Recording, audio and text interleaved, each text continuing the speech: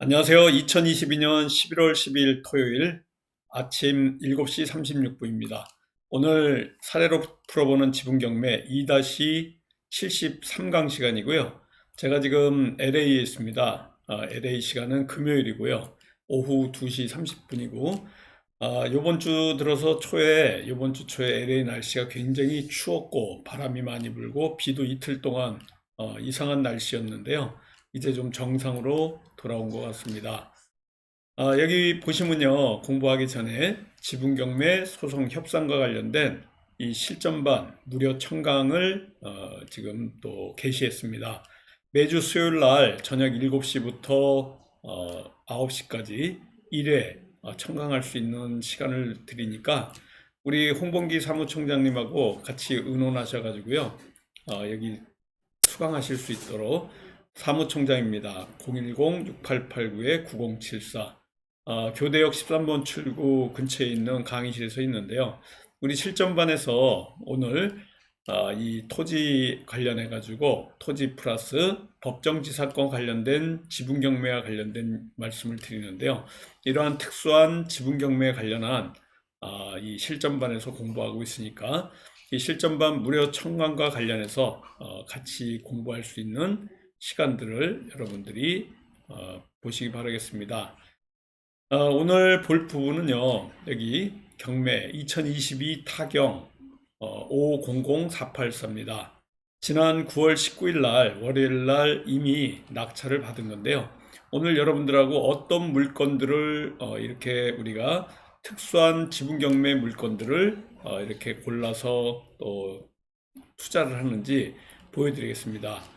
감정가가 6,700만 원대인데요. 이 낙찰이 감정가를 훨씬 넘어서 7명이 입찰에 들어왔는데요. 지분 경매도 이러한 물건들은 워낙 좋기 때문에 한 7명씩 이렇게 들어옵니다. 그렇지만 아파트 관련해서 지분 경매를 하시는 것보다는 또 경쟁률이 그나마 토지 쪽에서는 좀 낮다 이렇게 보시면 되고요.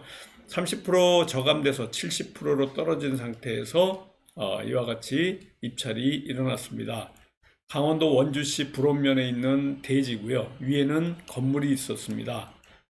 타 공유자의 제한 물건과 또 송달 이력 이런 것들을 같이 봐야 되고요. 체크 포인트, 임차인, 이 체크 포인트 중에 여기 보시는 것 같이 우리 실전반의 제자분들이 질문 사항이 있으면 이렇게 요점 정리해서 저한테 메일로 보내주고 있습니다.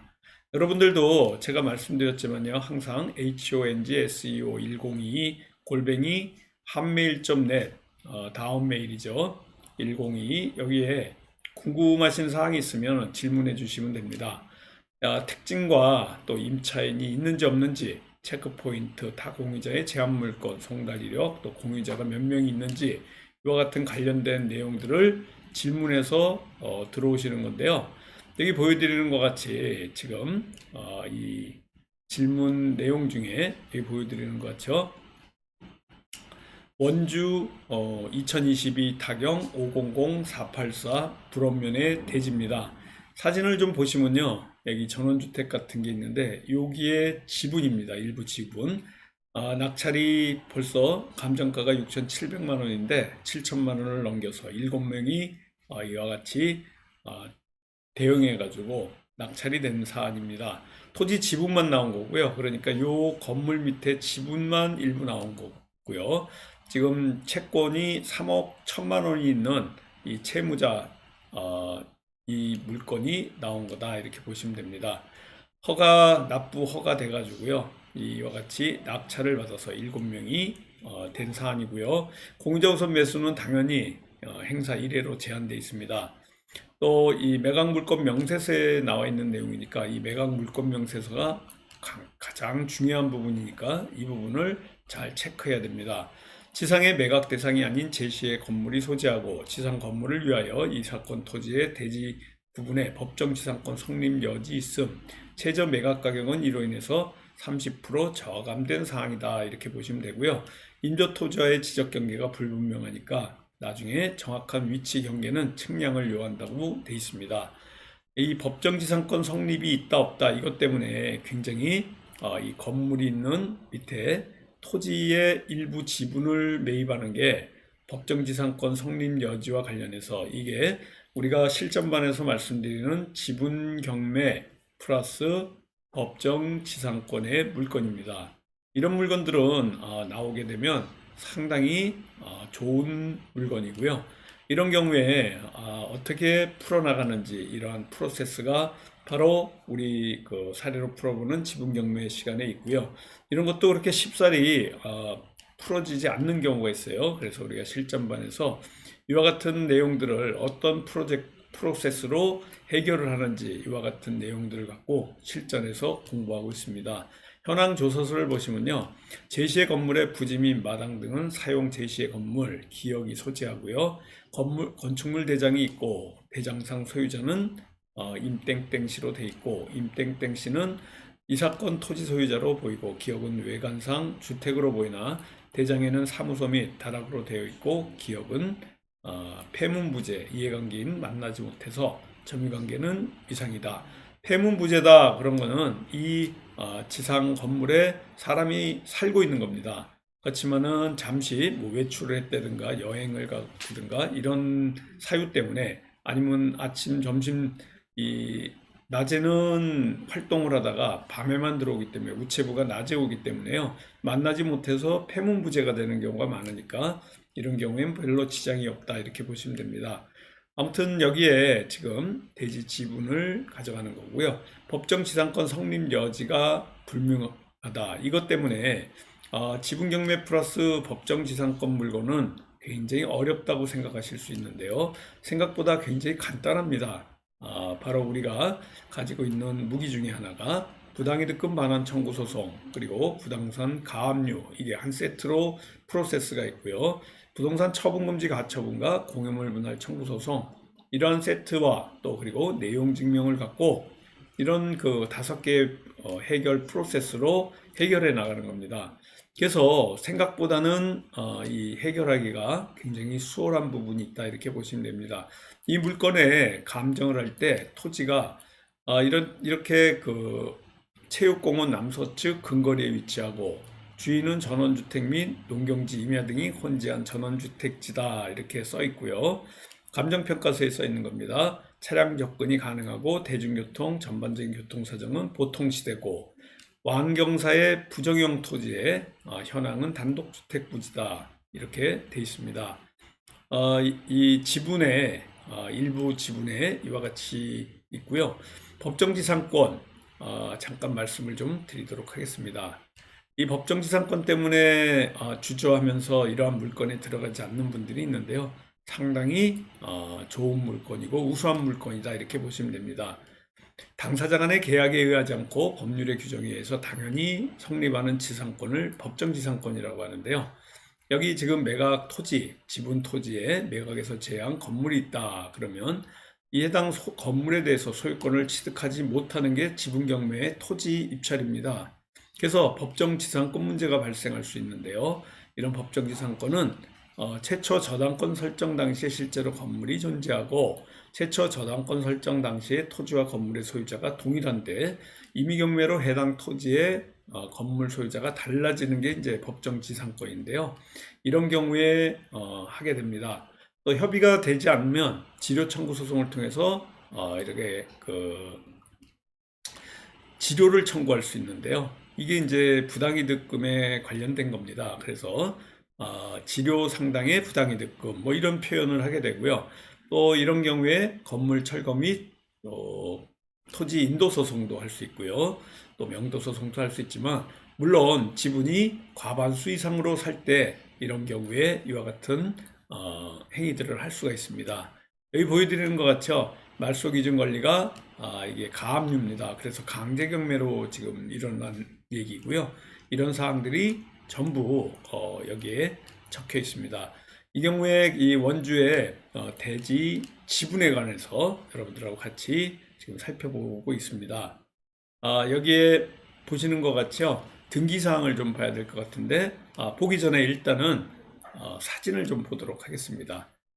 여기 보여드리는 것 같죠? 여기 대지고요. 이런 건물 기역 부분입니다. 여기 보시면 기역 부분 있죠? 전원주택지입니다. 위층에도 축대 위로 보면 이 같은 형태의 전원주택이 보이고 이 건너편에도 또 전원주택이 보입니다. 뭐 여기 보여드리는 것 같죠. 잘 이렇게 꾸며진 건물이고요. 여기에 대지를 일부 우리가 지분을 매입하는 거다 이렇게 보시면 될 것 같습니다. 전체적인 사항이 이렇고요. 등기부 등본 좀 살펴보도록 하겠습니다. 토지 등기부 등본입니다. 여기 보시면 표제부, 갑구, 을구가 있는데요. 전체 요약사항을 항상 보시고요. 여러분들이 이 등기부 등본을 열람하실 때 마지막에 결제하기 전에 요약사항을 이렇게 주요 등기사항, 요약사항이 나올 수 있도록 체크 표시해 주시면요. 등기부 등본 뒤에 등기사항 요약 이렇게 나올 수 있기 때문에 한눈에 볼 수 있습니다. 여기 보여드리는 것 같죠? 공유자가 한 지분이 나온 건데요. 여기 보여드리는 것 같이 전체 이 가압류를 통해서 강제 경매가 된 사항입니다. 그리고 건물을 보시면요. 이 또 요약사항을 보시면 되는데 여기 보여드리는 것 같이 요약사항에 보시면요. 같은 사람의 이름으로 건물이 단독 소유되어 있습니다. 여기 보면 다른 주소로 되어 있는 걸로 봐가지고는 임차인이 있을 가능성이 있는데 여기 임차인은 없다고 지금 매각 물권 명세서에 나왔습니다. 이런 사항들이 전체 흐름이고요. 여기에 또 이제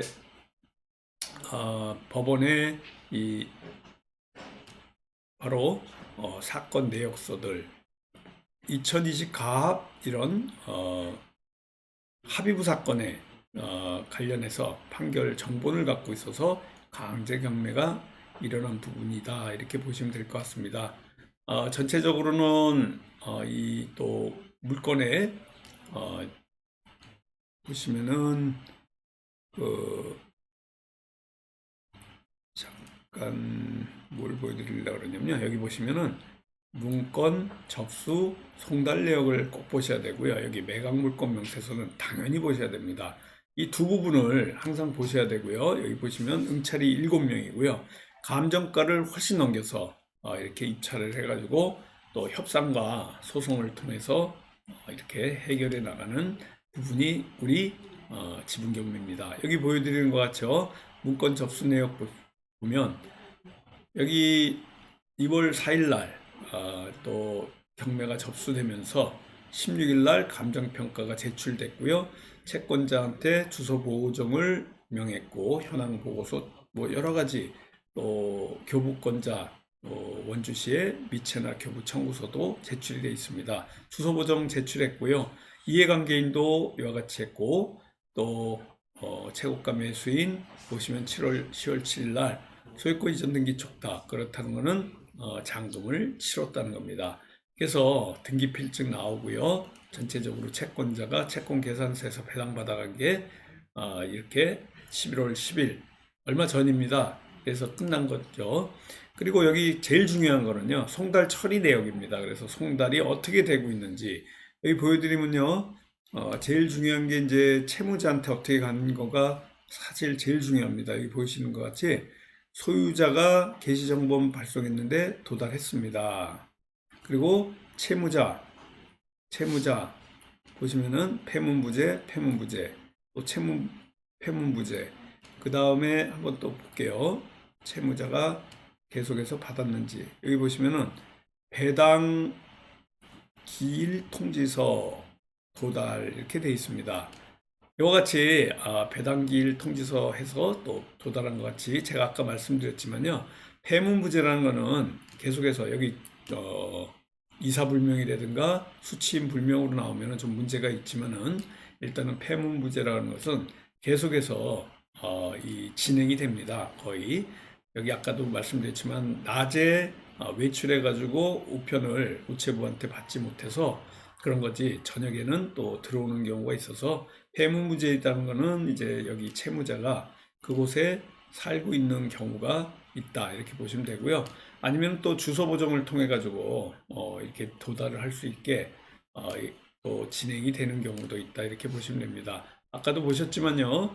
이 물건은 위에 건물이 있고 그 건물의 일부 지분이 이렇게 나왔을 때 이 지분만 사서 해결하는 프로세스이기 때문에 이와 같이 지분 경매 플러스 그리고 또 법정지상권 이런 물건들은 언제든지 여러분들이 잘 보시고 체크해야 되고요. 아까도 말씀드렸지만은 우리 실전반의 제자들이 저한테 이제 질문할 때 이런 그 폼으로 만들어서 보내줍니다. 사건 번호, 매각기일, 감정가, 진행 상태, 주소, 지목, 면적, 특징, 임차인이 있다 없다, 체크 포인트, 공유자, 그리고 질문까지 이렇게 간단하지만은 한눈에 알 수 있는 거 본인들이 질문한 내용들 이와 같이 이런 것들을 보고서 체크 포인트라든가 임차인 공유자를 보고 물건을 또 초이스해서 이렇게 가져갈 수 있다 이렇게 보시면 됩니다. 이 토지 분할과 관련해서 잠깐 여러분들하고 같이 나눠야 될 부분이 오늘 우리 사례로 풀어보는 지분경매 페이지 256페이지인데요. 지난주에 진행하면서 현물 분할을 할 때 이 현물 분할에 타 공유자 지분이라든가 내 지분에 이렇게 어떤 제한사항, 그러니까 근저당이라든가 가압류라든가 또 가등기라든가 가처분이라든가 이러한 제한사항이 있었을 때 어떤 문제점이 있는지에 관련해서 이런 내용들이 하나의 스킬이 됩니다. 그래서 이러한 스킬을 갖고 또 처리할 수 있도록 이런 물건들은 이제 실전반에서 공개하는 아주 노하우 중에 노하우이기 때문에 이 책에서 이렇게 말씀드리는 것 외에 우리가 또 봐야 될 부분들이 상당히 많아요. 이게 공격 포인트도 될 수 있고 방어 포인트도 될 수 있기 때문에 이러한 전사와 관련된 부분을 좀 공부한다 그러면 더 남보다 다른 물건들을 여러분들이 취급해 가지고 한 그 수익을 낼 수 있는 아주 좋은 물건들을 선택해 나갈 수 있습니다. 여기 원고가 제출한 청구 취지 변경은요, 수정해서 현물 분할을 하는데 재판부에 이런 간이도면을 또 보내서 내가 가 부분을 갖겠다, 나 부분을 가겠다 이렇게 말씀을 드리는데요.